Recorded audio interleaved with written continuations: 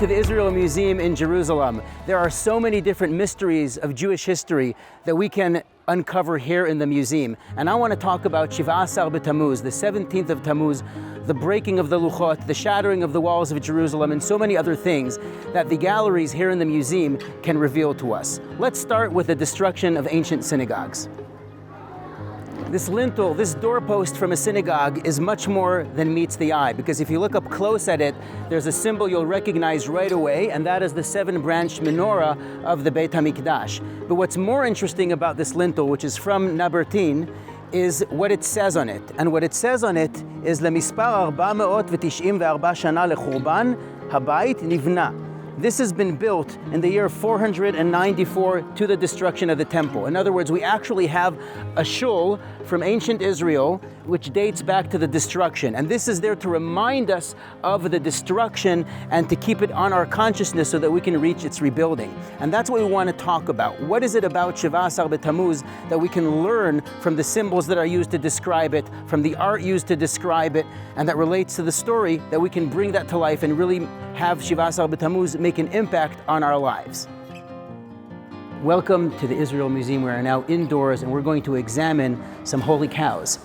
The story of Shiva Asar B'Tammuz begins when Moshe Rabbeinu comes down from Har Sinai and he sees Bnei Israel dancing around the Egel HaZahav, the golden calf. It's not going to be the last golden calf that caused us trouble. We know that Yerovam ben Nevat made 2 golden calves, one in Dan and one in Beit El, the northern and the southern borders of the kingdom of Israel. This is a bronze calf, a small little egel that was found in Ashkelon, and there are several of these that have been found from the time of the Shoftim. So we know that Avodah Zarah of the Agalim indeed continued into the time when we were in Eretz Israel, into the time of the Malchut, and have always been a problem.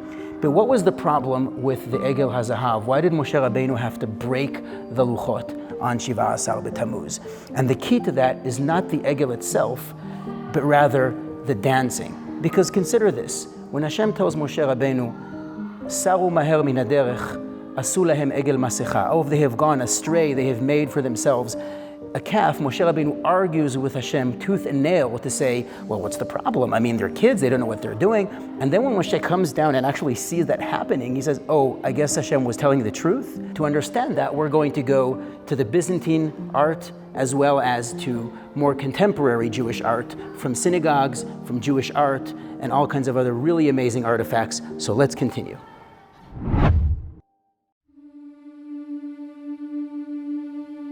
Welcome to the Byzantine period. The Byzantine period, known also as Tkufat HaMishnah v'HaTalmud, is that time in Eretz Israel where the Roman Empire has become Christian. This is a very important period in Jewish history because it's this period which gave birth, more or less, to the beautiful synagogues throughout the land of Israel, and the concept of a synagogue, of a Bet Knesset, of a shul, a place for gathering and reading the Torah and doing all these services which are to commemorate the Bet HaMikdash, the Amidah, Keneged the Korbanot, and so on and so forth. This is when it all consolidated. And that is why it's this period of time that we need to look to see what exactly did Jews do to remember the Bet HaMikdash, and how did that play into the way they built synagogues.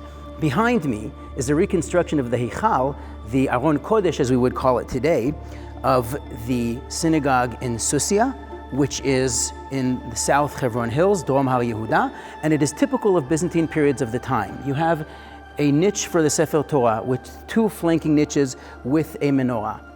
I want you to look around at the museum, at the art from this period of time, and look just how often you see a menorah with 7 branches commemorating the Beit HaMikdash.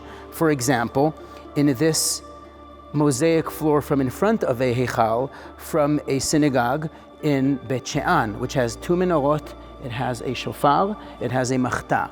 It doesn't have the Arba Minim because this is probably a Samaritan synagogue and not a Jewish synagogue, which is why they wouldn't have the Arba Minim. Now, I want to show you just how prevalent these images, these icons, these symbols reminding us of the Bet HaMikdash are. Let's take a look at where they show up in daily life in this period of time. Chandeliers, there's a menorah holding up a chandelier. Lamps, oil clay lamps, bronze lamps, glass vessels, bread stamps. If you look closely at the bread stamp, you'll see there's a menorah, there's arba minim, there's a shofar, and there's all sorts of other household tools, vessels, and other things which are decorated with the menorah.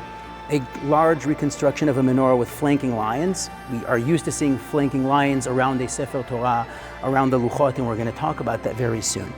I want to bring our attention to one particular item which was discovered by the late Eilat Mazal of blessed memory. And this is a gold medallion which was found by the Temple Mount. Look closely at this gold medallion. What do you see on the gold medallion? Typical of this period of time is a menorah. On the left is a shofar, and on the right, if you look closely, you'll realize is a bundle of hadassim. It's basically the lulav, the arba minim, which was typical, except this one got a little bit scrunched because it doesn't really fit in. And Eilat Mazal was of the opinion that this may be a decoration for a Sefer Torah. In other words, these pictures, the shofar, the lulav, and the menorah, are all related to the avodah and the Beit HaMikdash, the shofarot, the chatzotzrot, as well as the lulav, which was waved for 7 days in the Beit HaMikdash. These are all images which became very, very popular during this period of time. And these images became the identifiers of Jews throughout the world. Why are these symbols so important? Why did we choose these ones? Well, these weren't in fact the only icons that we choose. We have chosen various different icons. Today we have the Magen David. There are some that have fallen out of use. We're not really used to using the machta, the incense shovel. We don't think about that so much. We have gone more to the menorah and then the Magen David.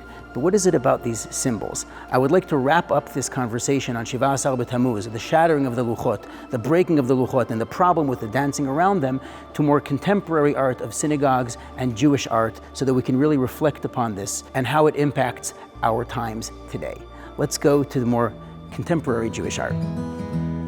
Welcome to Jewish life and Jewish art. This section of the museum has accoutrements, has decorations for Sifrei Torah, for Aronot Kodesh, Tashmishei Kedusha, things that are used in service of beautifying mitzvot. And it is here where we see so many symbols and icons, some of which have become so famous that you look at them right away and you know this is something Jewish. For example, a parochet, which has a keter representing Keter Torah, flanked by lions. What do the lions represent to us? They remind us of Yehuda. They remind us of the Malchut Beit David. As time goes by, these symbols get invested with more and more meaning, and they are there to remind us of what we're trying to connect to. And you see this on many of these plates, these breastplates for Sifrei Torah. You see ketarim, crowns, and you see lions as well, and there are many other symbols. But I'd like to speak specifically about the menorah, the most famous Jewish symbol, because that's where we can really talk about what a symbol means and why it was such a tragedy that the Luchot were broken and what it was meant to achieve. So let's go. The menorah, the most famous Jewish symbol from the time of the destruction of the Second Temple, of the Beit HaMikdash. We are in a very special collection which shows you menorahs from around the world from the past several hundred years, each one adopting a unique style. Many of them include other symbols which are very unique to each region of the world that they are from. But I'd like to take us to this very special menorah from the Bezalel Art School to talk about Shvirat HaLuchot. With the rise of Zionism and people coming in droves back to Eretz Yisrael, we were looking for a symbol, an icon, something that can connect us to the past, to encourage us and invigorate us, to give us energy, to give us motivation to work towards our future. And that's where the idea of a symbol comes in. So the Bezalel School of Art looked at these Jewish coins from the Hashmonaim, from the Great Revolt, and from the Bar Kokhba period. All of those are really periods that ended with some sort of disaster, but they looked at those icons as a symbol of Jewish sovereignty, of power, of resilience, of strength, and used those images deliberately to represent the revival of Am Yisrael and the return to Eretz Yisrael. This is a great place to discuss symbols and icons. Why does Moshe Rabbeinu have to shatter the Luchot? Why did the walls of Yerushalayim have to be shattered and broken? What is it about that? This is more relevant than ever today. as we live through a year of COVID in which the norms of the world, our assumptions about the way the world runs, the way governments run, the way we interact with each other, the way we speak, the way news is carried out, so many different things that we perhaps were questioning are now really being challenged, and some of them even being torn down, completely rethought. We are in a period of time that is a manifestation, the embodiment of the shattering of the Luchot, the breaking of the walls of Yerushalayim, of what Shiva Asar B'Tammuz is. The destruction of the Luchot was there because Moshe Rabbeinu understood that we would be stuck, we would not be able to move. The idea of an icon, of a symbol, is to attach us to something, but to live up to what it represents. What does it mean to strive to rebuild the Bet HaMikdash? What does it mean to have a Bet HaMikdash? What does it mean to have the Luchot? To have the Luchot is a very special relationship which we destroyed with the Chet HaEgel. And so we can no longer say we live by this symbol. A symbol is there to remind us of a value that we need to represent. But if we no longer represent that value, can we still lift it as a banner? Can we still say that this is what we stand for? Or do we need to go and revisit our assumptions and realize that what we thought we had, we actually destroyed, and we do not have that? That is what Shiva Asar B'Tammuz was really about. We thought we really have Yerushalayim. We just need to fix a little something here, a little bit there, put a patch on it, it's all okay. Hashem had to come and say, I'm destroying the walls of Yerushalayim to shake you up to see, are you going to be able to wake up and to realize that we have to really fix something, or do I need to really destroy it? And that's what happened with Tisha B'Av. We didn't get the message, and the Bet HaMikdash was finally burnt and destroyed to get rid of those icons, those symbols, which we attached ourselves to and we thought we really had. But on the original Shiva Asar B'Tammuz, we didn't have a Tisha B'Av after that, because when Hashem told Moshe, you've sinned, you've made the Egel HaZahav, take off your adaim, take off these special jewels which represent that relationship that we had. Remove them so that we can fix things. And because we actually removed them, there was a takana. We were able to reach Slicha u'Mechila with the second Luchot. We were able to fix that. We didn't need a Tisha B'Av.